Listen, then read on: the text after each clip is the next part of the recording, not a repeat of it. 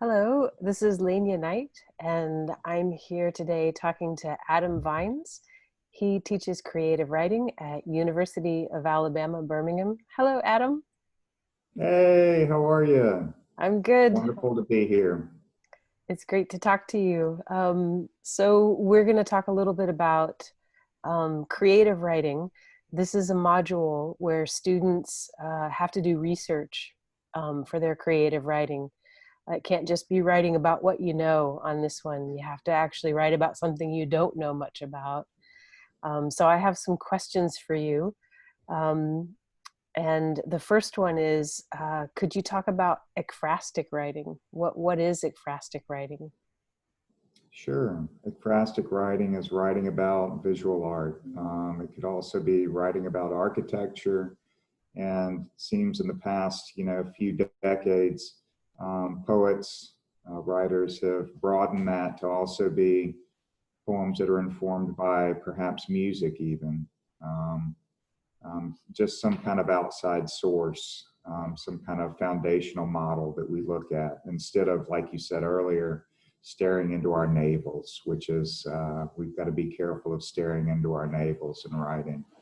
As Wallace Stevens says, poetry should be a mixture of reality and the imagination. Or as Marianne Moore says, she creates poems that are imaginary gardens with real toads in them.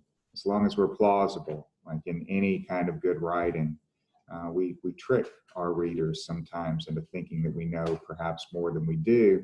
And that's only because we establish either ethos from taking in a stance of authority where we have grounded our writing in research, like you said earlier, where we know so much about something that we may only express the 1/10 of what we know, but it's in that 1/10 that we show that we know the 10/10 or the whole. Um, so, yeah, that's okay. Go ahead. Great. Thanks, Yeah, Adam. So you have a recent collection of poems out called Out of Speech. right. Could you talk a little bit about Out of Speech and what got you started? Like, was that your first project with ekphrastic writing, or? It's not my first project with ekphrastic writing. What I didn't mention earlier was that ekphrastic is a Greek term, breaks down to ek, out, and phrasis or phrase or speech. One of our earliest examples is Homer talking about the interior landscape of Achilles' shield in the Iliad. It's about 35 or 40 lines where he is describing human pursuit and law and marriage and love and grifters and pickpockets, everything that encompasses the social and political atmosphere of a city or a town. And it's all within this, visual landscape on the interior of someone's shield. If you think about that as a literary technique that Homer's taking, an indirect technique of describing or showing the social and political atmosphere without having to describe it, that's wonderful. But you also have to think about perhaps Achilles fighting and holding that shield. And while he's doing that, he is looking at the interior of that shield for inspiration, what he's fighting for, essentially. That's an even more interesting concept, a layered concept. So we have taken that idea of ekphrastic writing from thousands of years ago to current times, where we have poems that I hope some of you have heard of. Auden's Musée de Beauvoir, which is about Icarus falling, essentially. You have Anne Sexton's Starry Night, which is about Van Gogh's famous painting, Van Gogh. Sorry, and X.J. Kennedy's nude descending a staircase from Duchamp's famous painting at the 1926 Armory, up till now, where people like me, and you asked about my ekphrastic experience, were intrigued with art from a very early age, and I realized that I couldn't do both, or maybe I can, but I could be a dilettante with both, or I could try to include one as supplementary or informative to the other. So I started writing about art. I quit stretching canvas, but started writing about art.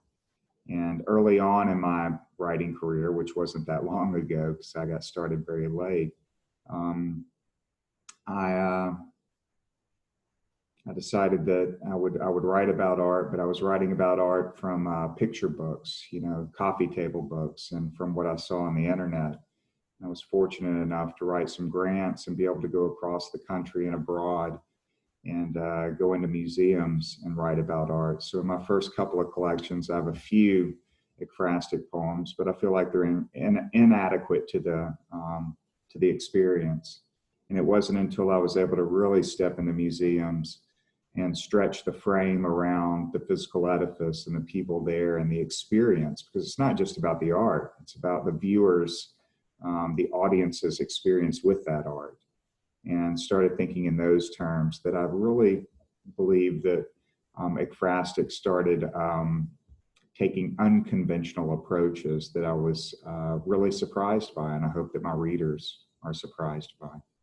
So I started writing this collection Out of Speech, which is a direct ripoff of the translation of Ekphrasis, and somehow wrote a collection full of ekphrastic poems and have it published. And I hope it's because I have taken these unconventional approaches instead of just writing about what's encapsulated within the frame, but thinking about perhaps what happens before and after that encapsulated moment, perhaps thinking about a reader response theory where I'm coming in with certain solipsistic and objective or subjective ideals and imposing that on the painting, and then perhaps being self-deprecating when I realize that I'm doing so.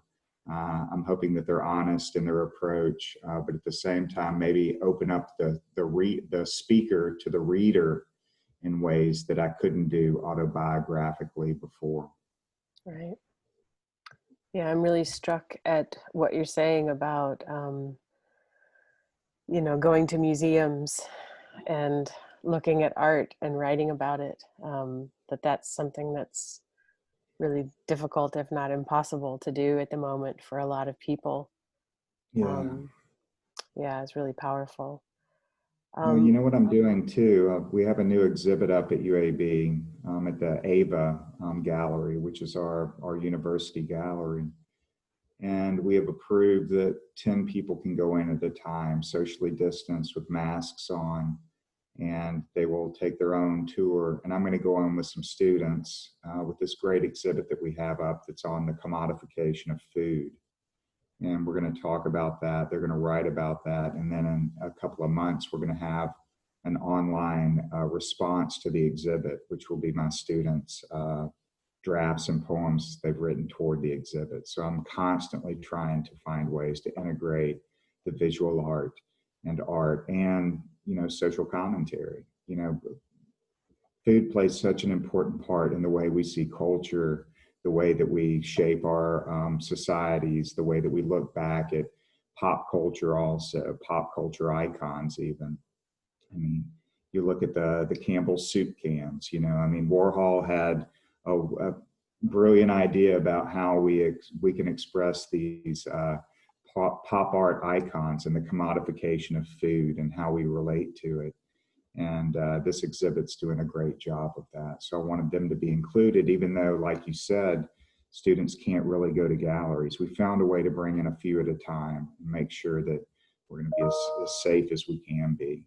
And they're going to write about that. And then we'll have an online module that has my wonderful students. And this is a beginning creative writing class even too. So this will be probably their first reading that they've ever had. So that excites me also, getting them in, bringing them to the dark side early so that their parents hate me when they go from physics and biology to creative writing.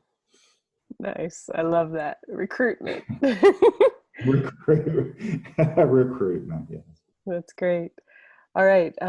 So I'm going to shift gears just a little bit here. And to students who are watching this, if you need to take a break, this would be a good moment to pause the video if you want and stretch your legs, get a cup of tea, whatever you need, and then come back. So the next question I have for you is, a more general kind of question, Adam, about the creative process and research. And I was just wondering if you could talk a little bit more about how you see research and creativity, or the creative process. Like, what are the connections between research and the creative process? Yeah, I'll start by just giving you an anecdote. I worked with a student probably 10 or 12 years ago who was writing an MA thesis of creative nonfiction essays. And he was writing about fishing in river systems or impoundments in Alabama. And he had a long paragraph that was quite beautiful about spotted bass underneath piers who were coming out and striking brim and small crappie and fathead minnows, the kinds of things that they forage upon. And you would think that that would give him ethos, right? That he would know the names of things and be able to talk about the natural history and the predatory cycle of this particular fish. However, he made the huge mistake of saying that the turbines were off. This is an impoundment that's dam controlled, right? So it was a river at one time. And now there are 5 lake systems that are each controlled by dams. And I know, because I've been fishing all my life and I've spent so much time on the river, that the feeding cycles for this particular fish don't happen until they turn on the water. And it's when they start feeling the current is when they come out and they go to these ambush spots and are aggressive toward taking fish. He said that it wasn't that way, that the water was still and all of this. And I looked at him and I said, you were writing this for a dramatic reason. You weren't writing it for the fruition of the natural history. And you may be able to get away with that with 95% of the people who read this, because it's beautiful writing. But who you need on your side are the 5% who know better. And I think that we always have to write to that 5% who know better. And it doesn't matter if it's just a small detail in nonfiction. Either you present yourself as a naive writer who doesn't know, but if you present yourself as an authority on the subject, then damn well you better know the names of things and those patterns that they're doing. And that only happens through research or experience, or both even. Sometimes we have the experience, but we're not really sure what happened. We can look at a can opener on the surface, and we can put our hand down on it, and it can open a lid. But if we have no idea what's happening with those cogs inside and we start talking about it, we're going to make a fool of ourselves around engineers who know better. And I want to make sure that my writers and that I never make those kinds of mistakes, even if I've lived with something my entire life. And I may have, just as we all do, romanticized the nature of it, romanticized its relationship to me. And that's fine, again, if we're taking that approach and we qualify it that way. Or if we take a naive approach like Elizabeth Bishop does sometimes, like in The Fish, where she describes a fish, but she doesn't call it a grouper. She doesn't call it a cod. She just talks about this kind of childlike wonder that she has in experiencing this fish. And in that, it is being as truthful as anything. But to take that naive approach is even more difficult than to take the approach of an authority figure. So yes, when it came to me looking at art, it was about me both understanding the art as well as I could and spending time with it. And if that meant me standing in front of one piece, as I did quite often, for 8 hours in front of, say, Christina's World in the Chicago Museum of Art by Wyeth, I stood there for 8 hours. And I can't tell you about how many people, docents and security guards walked around me, assuming that I was going to who knows what with that piece, because I was so entranced with it. But I couldn't write a draft without fully experiencing that art. And I would say that that's research. It's going there to the place and looking at it live. There's no way that I could experience that art without being there and seeing the true colors, the true size of it, the nature of it, with other people even walking up and saying, oh, I remember this piece. Oh my gosh, I've seen a print of this piece. And then the people who walk up like I did, a country boy from Birmingham, Alabama, who'd never been to a museum hardly before this wonderful experience that was bestowed upon me. And there I am looking at art, that I have appreciated and loved all my life through other people's coffee table books. And my God, there it is in front of me. And it's in that experience that we authenticate ourselves too. We authenticate ourselves through research. We authenticate ourselves through the direct experience with something that we're writing about. If we're writing about food, for instance, by God, if you're writing about a hamburger, you better eat a damn juicy hamburger before you write about it. Don't go back to your last hamburger experience 2 months before. I even do this. When I'm writing about, I'm a spatial writer. So when I'm writing about my relationship to other objects or the speaker's relationship to other objects, I draw it out in a book. Here is a tree. Here is a stream. Here is this person. Over here is whatever that conflict is coming through off the screen even. And maybe that the person isn't even there yet, but it's the impression of that person, that shadow that's reaching across. I have to see that visually, spatially, before I can write about it, always. And I have to envision in my mind, and again, research is key to everything. Poets are great liars, and that's what I love about being a poet. I can be a liar.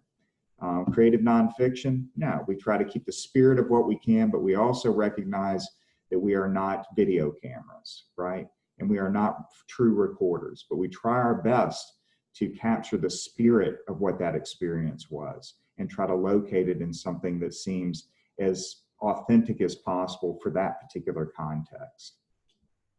But everything starts to overlap, and thank God it does. Thank God we have things in our psychology that are too much to bear. And then when we're writing about them, we somehow dislocate ourselves from them. And with an attentive reader, they understand that dislocation.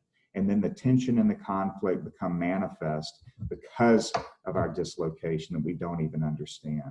And it's not because we're just showing the 1/10 of the iceberg. It's because, damn it, it's too much for us to bear. Sorry, I went on and on about that, but No, that's great, Adam. That's excellent. That's some really complex sorts of thoughts. So to the students who are watching this now, just want to encourage you to pause for a bit and take in some of what Adam's saying about art and about research and about creativity, because the next section's going to be different. So we're going to shift gears yet again. And I was wondering, Adam, if you could do a couple of things. One is if you have any stories to tell of any interesting experiences you had while you were doing your research for Out of Speech. And then hopefully if we have a little bit of time, if you could read a couple of poems for us. And maybe if we can manage the technology, share your screen so we can see the images that you're responding to. love to. I'll talk about three significant and important experiences that I had when I was out and about and researching. When we think of research too, I mean, we as academics, we get grants and you write these long grants and you say, I'm going to do X, Y, and Z, and it's going to produce X, Y, and Z. And sometimes, excuse my language, but it's bullshit. It's about who can write the best grant. We as liberal arts folks who write all the time, we can write great grants. And I may write something that I expressly believe that is going to happen, but I know that it's going to be something even more fulfilling. It's going to be surprising and mysterious. And God, I hope so. It's like Frost said, no surprise in the writer, no surprise in the reader. If I knew what I was going to look at, I'm screwed. I'm screwed off the bat. I already have a sense of where something's going to begin and end, or at least a sense of that trajectory. Instead of walking through a museum with absolutely nothing on my mind, hopefully I'm a blank slate walking through, and whatever grabs me, it may grab me from that early morning that I've had, where maybe I talked to my partner and I got in a fight, and that's really affecting me. Maybe my mother's sick. Maybe my best friend is going through cancer treatments. And it affects, again, solipsistically, how I'm going to see something. You will never, ever, if we look at that same apple, know that same apple in the same way. Why? Because maybe you ate an apple pie, and maybe because my brothers who are 10 and 11 years older than me in this country, Alabama town I grew up with, pelted me with apples all the time. See the difference in how we express that without even those foundational underpinnings. You know, what makes an APPLE, the arbitrary signifiers that we attribute to something like an apple, versus these subjective renderings that come from only our experiences and how we view an apple, versus the history and tradition in the way we see apples. If you're a Christian in Western society, you understand an apple in a very different way than someone from an Eastern society does. The way that we look at the apple with the bite out of it on the back of all our little stupid devices we carry around with us, that is grounded in Western mythology and Christianity. Take a bite from the apple and what do we get? We get knowledge. You take that out, it's going to mean something very, very different to other cultures. The apple, if we carry it back even before that, you know, to Eris, the goddess of discord, throwing the apple among a hall of gods at a wedding, and Hera and Aphrodite and Athena jump on it, you know, and that's the beginning of what? The Trojan War. Because Paris is asked to, you know, find a winner for this thing that says for the fairest. And we do we understand that? Yes, we do. Fairy tales, recapitulation of myth that keeps going through. We hope that image carries that, but indelibly, it's going to carry with us our own personal experience. I was pelted with apples. Yes, I love apples, but there is a part of me that winces when I see an apple. That won't happen to you because you didn't have that same experience. And it may only happen with a green apple and not a red apple. And why is that? Because we had green apple trees. So these experiences that I had as I was walking around and I was looking at art, they were extraordinary, not because of the art I was looking at, but how that art impressed itself on whatever it was that I was going through in my life. And whatever I allowed that frame to stretch around. One extraordinary experience I had was in Houston, Texas. Houston, Texas, we have MD Anderson, which is one of the top cancer hospitals in the world. And I was at the Menil Museum, and I was writing about a surrealist painter's painting, Tanguy's painting. I walked back 3 miles from the museum back to the hotel where I was staying in the medical district. And I walked into the bar to get a beer before I went upstairs to look at what I'd done all day, essentially. And that's how I do my research. I'll go out, come back, and then go upstairs for a couple of hours and just see what I've done, because I allow myself to be just as open as I can. So, you know, when we talk about free writing and, you know, extraneous and, you know, automatic writing, that's what I was doing most of the time. I wasn't trying to create lines and stanzas yet. I was just expressing, and I was drawing and expressing and spatially showing what I was thinking about. Well, I go into this bar and there's a guy right when I walk in, he's got a cowboy hat on. He says, "I bet you're a fisherman." And I said, "Yeah, I fish." And he goes, "Come sit right next to me." And he was already 2 sheets to the wind, you know, and he starts, and I just wanted a beer, but boy, he started ordering whiskey. And it wasn't just whiskey. This was top shelf whiskey. This was Pappy Van Winkle, 18 years old, that is $45 to $55 a shot. And he is ordering that for us. And I'm taking shots of this, and he's talking about, you know, cutthroat fishing here and this and that. I look next to him, and his girlfriend's next to him, and she's just looking kind of aimlessly out. And I'm thinking, I better leave. There's a problem here. You know, there's something going on with them. And I said, "Man, I think I'm going to go upstairs." And he said, "Have a night with me, my friend." And I said, "It looks like, you know, y'all may need to work through. I don't mean to impose, but I feel like that I am a wedge here, or I'm something, you know, some kind of projection to keep y'all from talking." And he said, "No." He said, "I hadn't had a drink in 8 years." And I said, "Why haven't you had a drink? You know, what are you drinking? Why are you drinking now if you hadn't had a drink?" He said, "Because I'm dead." It's because, you know, earlier that day he had been diagnosed with a stage 4 glioblastoma, which is brain cancer. Almost everyone, and when I say almost everyone, in the research, 99.5% of the people die within a year and a half. So you essentially know that you're going to have maybe a few months of decent living if you have the surgery, if you go through this horrible radiation and chemo. and then you're going to have a terrible life of pissing yourself for the next 6 months. It's that bad. You know, you become an infant and then you die. I said, all right, I'll stick with you, man. And the reason I stuck with him is because my best friend at home, my best friend of 40 years, was also going through a stage 4 glioblastoma. And I asked him before I left, I said, I don't want to leave. He said, leave, I ain't dying yet. So through this experience of going to see this painting, coming back to him, talking to this guy in the bar, thinking about my friend, you can imagine what happened when I finally went upstairs and started redrafting what I'd put together earlier. Again, it was all about my experience of kind of emotional impetus that I then, you could call it an imposition, but I don't care. It's something I imposed upon the painting and my experience, which probably, and you know this well, you know, I don't write CNF, and I think it's because I'm scared to have to adhere to a system where I'm proposing to tell the truth, perhaps, or within the spirit of the truth. But these are the most autobiographical poems I've ever written. You know, I've got a new collection coming out from LSU in 2022, and I would say they're all childhood poems, but they're not nearly as honest about me and about my experiences as these poems where I went and witnessed art. You know, And I'm a country boy from Alabama, you know, and me talking about highfalutin art and aesthetics, that ain't my gig.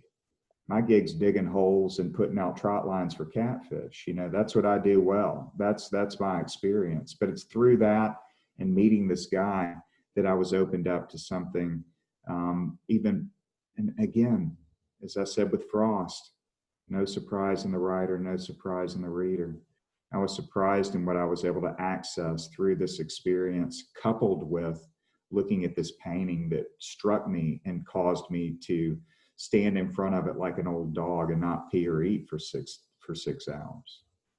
And it strikes me that you've mentioned before this idea of stretching the frame. Yeah. You know, so like the frame of the picture, stretching it, so stretching the poem to include something beyond the frame, you know, and that's what you're talking about now. So not just the physical space of the museum and how you encountered the painting and the other people who might have been there, but also having a drink with this guy in the evening later. Having 4 or 5 drinks with this guy later, you know, and knowing that he would be dead in 9 months, and Right. knowing that my friend would be dead before he was, and knowing that the one thing that we shared is that we both had a human connection, human interaction, and what I would like to argue is the most intimate way. And that's what you have with strangers, not with the people you know exceedingly well, but when you open up to strangers in ways that you can't. The reason that we have therapists is because we don't know them. The reason that we can open up to them is because we don't have to see them every day. And the reason that we're willing to tell them things that we certainly wouldn't tell our parents or our best friends is because of that. But there is an intimacy and a connection of trust that we have. And for some reason that evening, we both had trust. And at the end, we hugged each other, something we can't do now. And this old country guy with a cowboy hat on, who was an heir to oil money, you know, which is something I've got some issues with too, kissed me on the neck and said, "Thank you, my brother, you made my day." And I went upstairs and wept and wrote. Wow. And So that's what it takes. could you share some of your poems with us now? I would love to read that poem since I've introduced it. And I'm going to see Okay. if you can share the screen with me. I'm going to see if I can bring up the painting that I was writing about. If you can give over the controls to me. Okay. Host disabled participant share screening. So let's see if you can open up the participant screen Oh, share. that's it. Okay. All Yeah. right, let's see. So participants. And open up to me. Okay, talk me through it one more time. I think it's participant screen sharing, and you can hand over the screen sharing to me, I believe. Go down to the bottom, and I think it's going to help you there. Advanced sharing options. All participants. Okay. There's just two of us. Okay, so I think I got it. Oh, thank you. I think I've got it. All right. Let me bring it up. It's going to take just a second. Okay. Okay.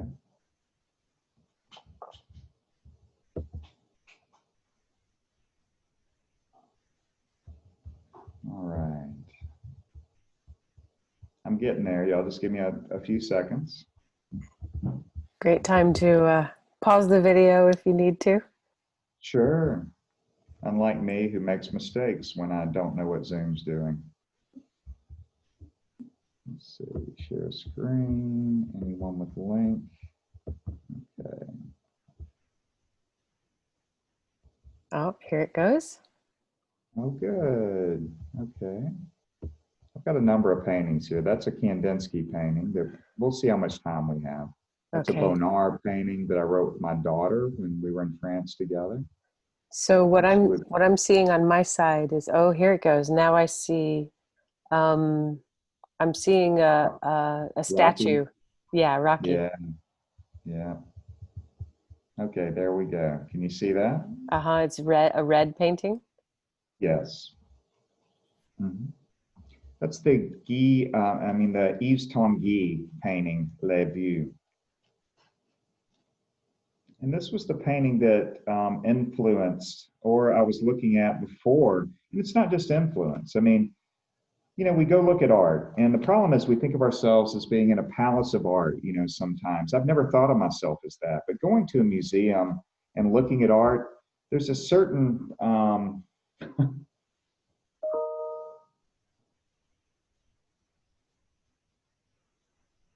there's a certain expression of privilege that we have when we're able to do such a thing. And I do understand that. And again, I took this humbly because I'd never seen paintings like this. I read in front of a Pollock that was 20 foot long. And as I was reading in front of it, I turned back in front of the reading because I smelled cigarette smoke. And I leaned back and I smelled into the canvas, and I smelled Pollock's cigarettes and the ash that he let drip into the canvas when he was painting it. And I've never felt more connected to a piece than in that particular moment. Here is the painting that I looked at. Let me find it in my book and I'll read it to you.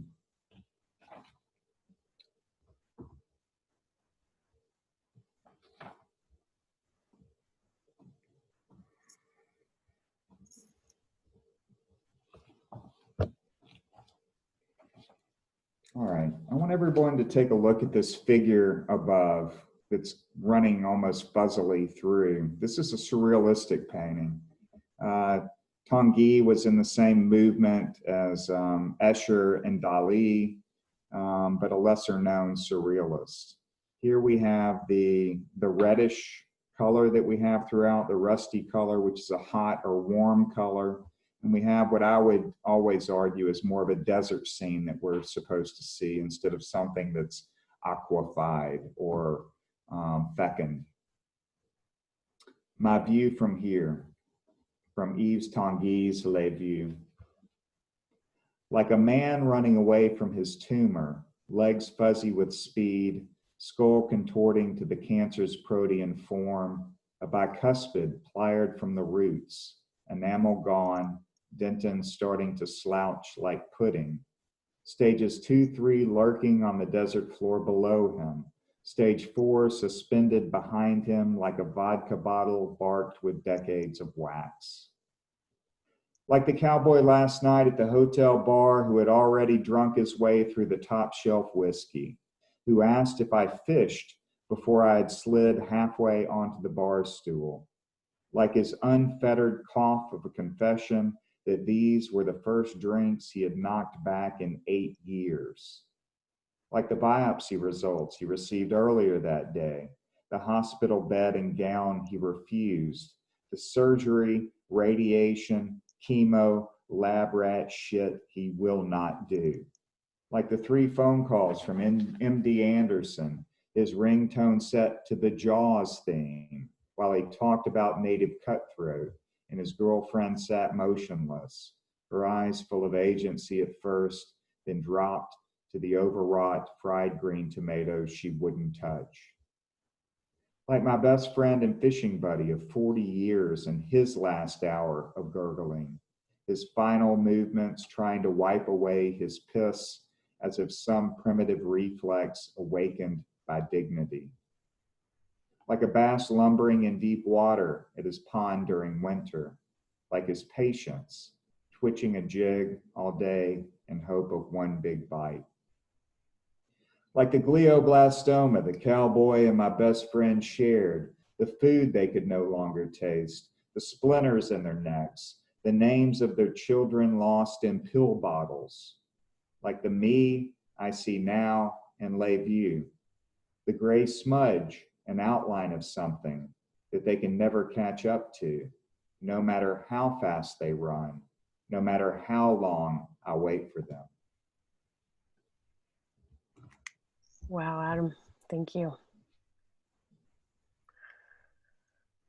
That poem could have never been what it was unless I allowed myself, after I'd met this person and thought about how a painting had affected me. And I wasn't writing toward publication. And I've had professors before when I was younger who said that they create chaos in their life so they can write about it. And that ain't what I was doing. This snuck up on me. And it snuck up on me honestly. I had no idea what was happening that night when I went back and started, composing the second draft according to what I was feeling and how I was weeping there uncontrollably and how I was, understanding both the person who's still downstairs who asked me not to leave him and my friend who was back home in Birmingham, Alabama, who was looking at his 2 young daughters and knew he was going to be gone in 3 or 4 months. That's what I mean about stretching the frame. Don't ever, ever find yourself restricted or constrained within a form like ekphrastic writing, where you feel like you just have to express what's happening within that encapsulated moment contained within the frame. Stretch it out. We don't experience art that way. We never do. It's not within this contained sphere. It hits us. It broadens us. It drags us.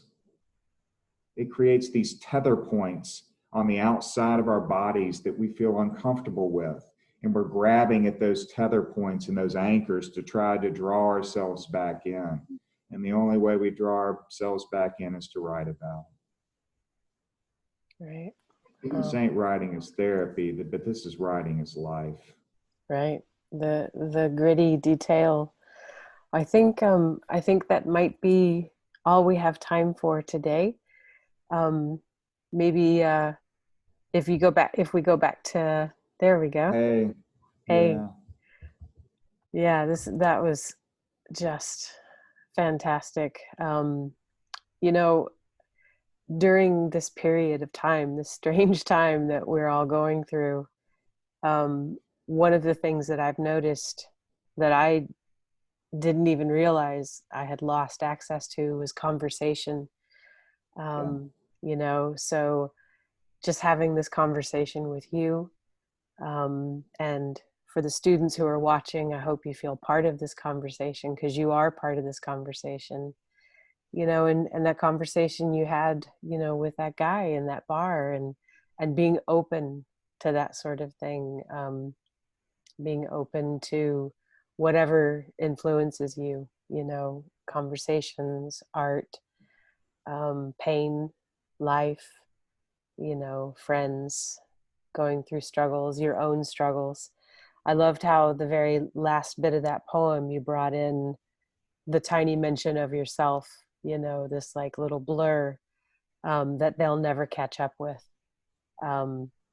And I think that's just a fantastic sort of like end point, you know, all these things that we're looking at, thinking about interactions, and then it comes to this tiny pinpoint of you, you know, the observer, you know, that it's all being filtered through. Just so powerful. We have to surrender ourselves. We have to, you know, I mean, we have to surrender ourselves to these moments, even if we're writing work and we think that we're writing work for some greater public. No, we surrender ourselves in humility. We learn from these small things in our lives. And I think that if we approach that authentically and with humility, then art does spawn from that. It's not the palace of art where I'm looking down upon someone. I've got to remember that sometimes. I felt really funny writing about visual art, you know, as an art critic looking at art and going to these fancy museums. But no, I mean, I learned more about the human condition and my relationship with people through that because I'd never experienced that before. I was like a kid in the candy store, you know, and I allowed whatever came in outside of the context of the art to to lure me to write something that I would never allow myself before. It made me vulnerable. And we do that. Allow yourselves to take a platform that makes yourself vulnerable sometimes. We're too in control. And I've been too in control of my poetry until I approached a collection like this.